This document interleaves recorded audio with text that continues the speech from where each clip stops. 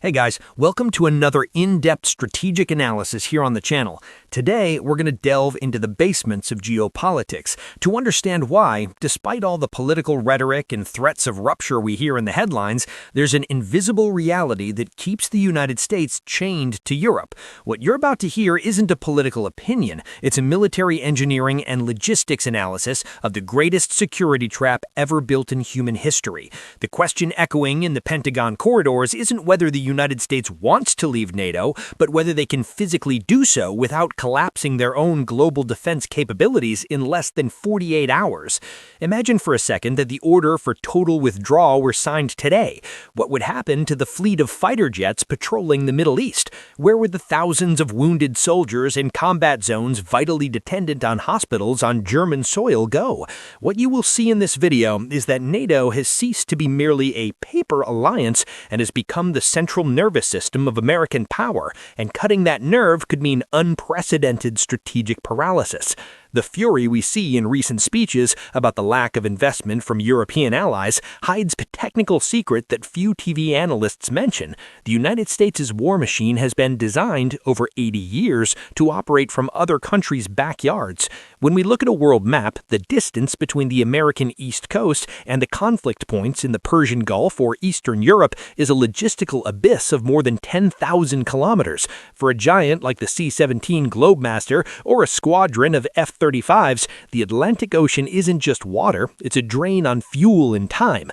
Without bases in Europe, American power projection ceases to be a quick punch and becomes a slow, predictable, and extremely vulnerable movement. This is where the trap closes.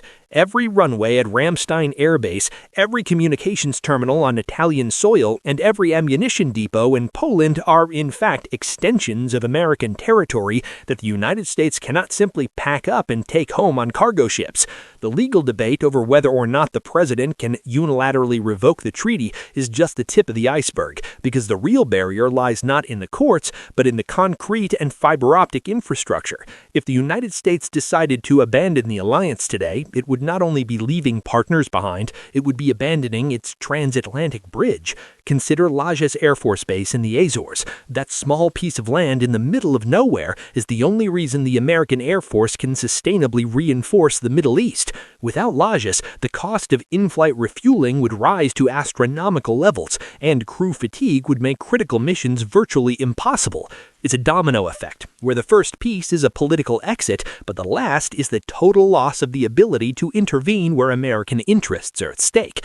The climax of this tension occurs when we realize that Europe knows this. There's a who blinks first game going on behind the scenes. While American leaders demand more spending from European allies, European generals silently observe logistical maps, knowing that the headquarters of American forces for Africa and Europe is embedded in the heart of Germany. Dismantling this structure isn't like shutting down a factory, it's like trying to change the engine of a plane in mid-air. Medical evacuation logistics is the most dramatic example of this dependence.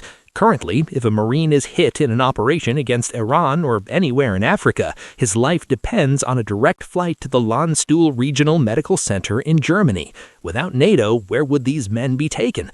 To bases in the Gulf that are under direct ballistic missile fire? The price of the United States' political autonomy would be paid with the blood of its own soldiers on the battlefield, and that surprise no commander-in-chief is truly willing to pay when the penny finally drops. Therefore, what we are witnessing is not the end of the alliance, but a brutal renegotiation of a contract where both sides are handcuffed to each other. The United States can shout, threaten, and even cut funding, but the infrastructure that allows Washington to dictate the rules of the world is buried on Allied soil. Withdrawing from NATO would be the greatest act of military self-sabotage of the modern era, transforming the global superpower into a regional power isolated by its own ocean. The trap is perfect because it was built on America's own success. The more powerful the United States has become globally, the more dependent it has become on the anchors it has cast in Europe. The question I leave you with in the comments today is, do you believe that political pride will be able to ignore this physical and logistical reality, or are we doomed to see this alliance drag on for decades more, regardless of who is sitting in the White House? If you value this type of analysis that goes beyond the obvious and delves into the real strategy that moves the world, don't forget to leave your like right now. Subscribe to the channel and activate the bell, because what's coming in global geopolitics will require you to be very well informed.